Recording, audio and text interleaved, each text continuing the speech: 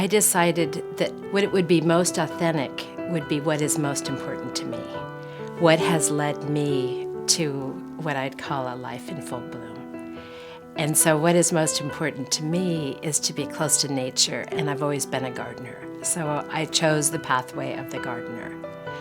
And creativity since childhood has been important to me, any kind of creativity.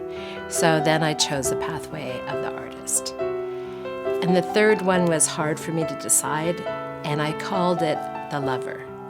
And part of me felt like, oh, I'm not even in a relationship right now, an intimate relationship. Could I even use that? But I thought, no, we're all in relationship. And the lover means for me leading with the heart and to commit to what we love. And that's really important.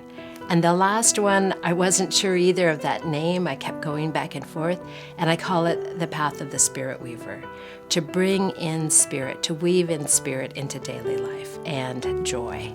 So those are the 4 pathways that I find have helped me come into full bloom and what I want to offer to other people. It's not just a gardening book, but I think gardeners will love it. It's not just a book about creativity, although people who are artists or who want to be artists or who want to develop their creativity, they will love it. It's not just a book about spirituality. It's a woven of all of those because that is what's authentic to me. It's lived experience. And then the stories of the full bloomers, there's 6 stories of couples and individuals that really emulate these 4 pathways, and they're personal friends of mine. They're people I love, people that all have an individual story and all have a very specific contribution. And then the third part of the book is I call life mapping. You look at what are your gifts and talents, what are your skills, and what are your passions, and what do you feel the world needs at this time? And then how can you connect them with an action, with actual doing that, so that your life isn't just separated between what you really love and your contribution. In illustrating this book, I decided to go with something I think is so playful and fun, which is taking photographs with my iPhone and then overlaying apps so that a lot of the images in here look very painterly or they look different and they're a little edgy, and that's what I wanted. Is this a painting? Is this a drawing? Is this a photograph? So it's a combination. The thing I enjoyed most about this book in creating it was to allow my imagination to go really far out and to think of everything I love, and then I had to pull it back in.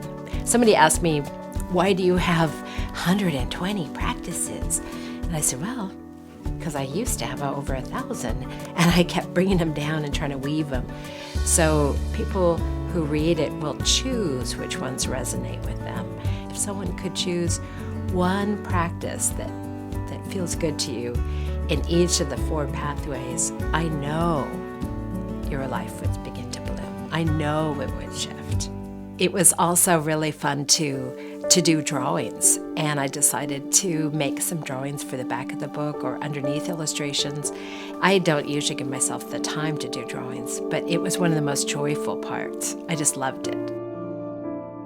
What required the most courage in writing this book is to tell the truth and to be really authentic. And that required me to be very vulnerable. And when you're really truthful and really vulnerable and really authentic, you don't always look good. And what I love about the word courage is it comes from the French coeur, your heart.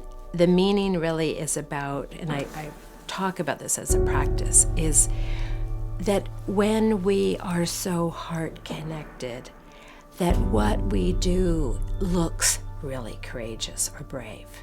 But it is because we are following the lead of our heart. In some of my writing in this book, that's what I did. So courage and discipline were the 2 big forces that I had to, like a warrior, take a stand, take a stand. There is a quote that I really love of Thich Nhat Hanh's, a spiritual Buddhist teacher, and it's no mud, no lotus. And so I have to say what really has helped me bloom is some of the painful experiences of my life, to be able to compost them and to make them as part of the deep soul life, the soil that I can bloom from. And I think equal to that is incredible joy. Joy with my friendships, joy with my creativity, joy with my home. And I think it's a deep spiritual practice. It's that every day is a prayer. The way I live my life is a prayer of gratitude. A drawing is a prayer. Making a flower arrangement is a prayer. Cutting the food. This book is now at 61 years old because I'm not a little bud anymore. I'm fully coming into my largesse, my luminescence, my full bloom. And that's really what I want to cultivate in other people. All it takes is water and good seeds and living life. It